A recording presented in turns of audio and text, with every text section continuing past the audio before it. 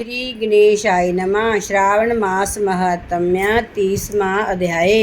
ईश्वर ने कहा, आपसे मैंने जो कुछ सावन महीने का महात्म्य कहा वह 100 सालों में भी उस मास का वर्णन नहीं हो सकता।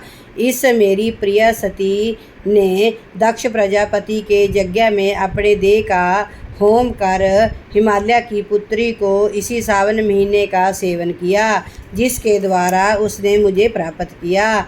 अंत जय महीना मुझे बहुत प्रिय है। इस महीने में ना तो अति ठंडक ना अति गर्मी होती है। इस सावन महीने में राजा या प्रजा अपनी देह में वैदिक मंत्र द्वारा सफ़ेद भस्म को लगाता है या जल मिश्रित 12 त्रिपुंड धारण करता है।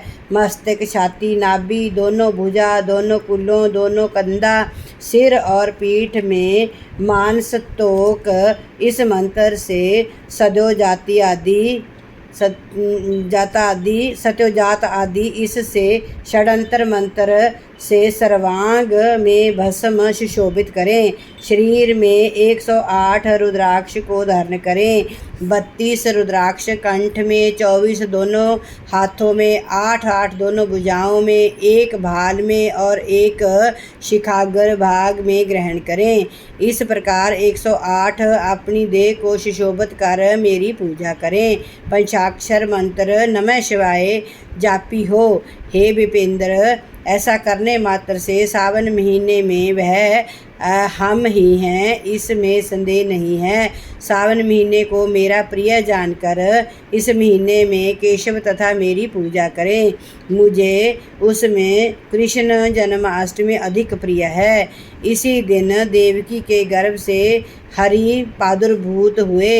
हे विपेंद्र, जय मैंने सावन महीने का लेश मात्र महात्म्य कहा और आप क्या सुनेंगे? संत कुमार ने कहा, हे पार्वतीश, सावन महीने के जिन कर्मों को आपने कहा वे सब सुनने के समय आनंद रूपी सागर में मग्न हो जाने से तथा बहुत हो जाने के कारण याद नहीं है।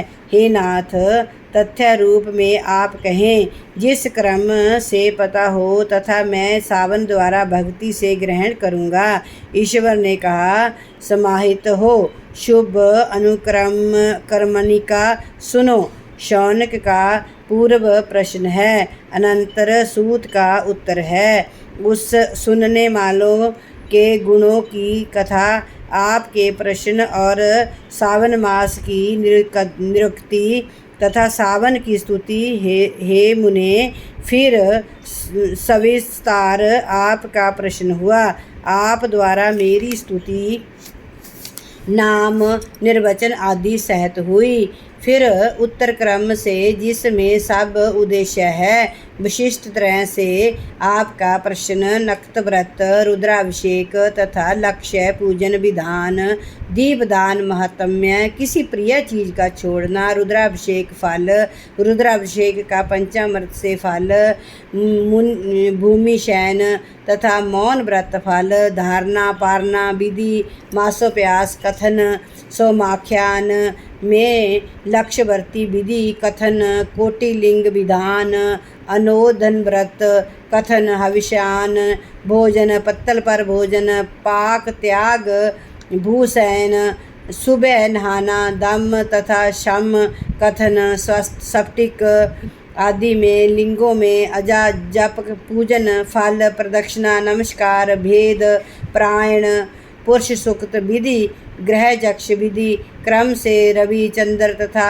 भौम का व्रत कथन, बुध और गुरु व्रत, शुक्र के दिन जीवंतिका व्रत, शनि के दिन नरसिंह व्रत, शनि हनुमान और पीपल व्रत कथन, रोटक व्रत तथा औदुंबर व्रत महात्म्य, स्वर्ण गौरी तथा दुर्गा गणपति व्रत कथन, पंचमी में नाग व्रत, षष्ठी को सूर्योदन, सप्तमी को शीतला व्रत तथा पवित्रारोपण विधि, नवमी को दुर्गा कुंवारी पूजा, दसवीं को आशा व्रत, एकादशी द्वय व्रत, द्वादशी को विष्णु प्रीतार्थ पवित्रारोपण, त्रयोदशी को कामदेव व्रत, चतुर्थी को शिव प्रीतार्थ पवित्रारोपण, पूर्णिमा को उमा कर्म उत्सर्ग तथा स्वर्णा कर्म विधि, सर्प बलि व ग्रीव जयंती महोत्सव, सभादीप, रक्षाबंधन तथा गणेश का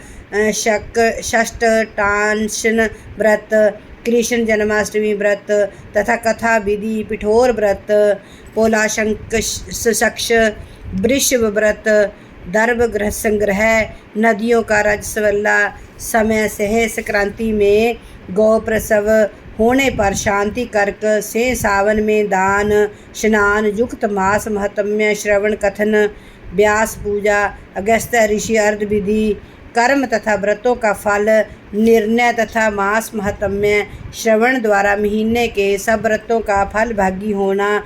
हे संत कुमार, आप अपने मन में इसी क्रम को ग्रहण करें।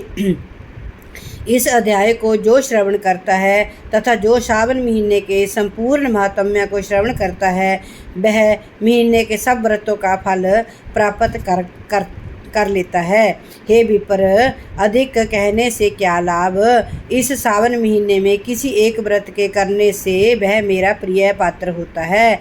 सूत ने शौनक आदि ऋषियों से कहा, हे देव ऋषिगण, कान में अमृत पान कर हम आनंदित तथा कृतकृत्य हो गए। देव ऋषि सत्तम संत कुमार सावन महीने की स्तुति और अपने हृदय में शंभु स्मरण कर उसकी आज्ञा लेकर अपने आश्रम में चले गए। इस परम रहस्य को जिस किसी से ना कहें। हे प्रभु, आपकी योग्यता देखकर मैंने इसका वर्णन कर दिया। इस प्रकार स्कंद पुराण अंतर्गत श्रावण मास महात्म्य संपूर्ण हुआ। ओम नमः शिवाय। ओम नमः शिवाय।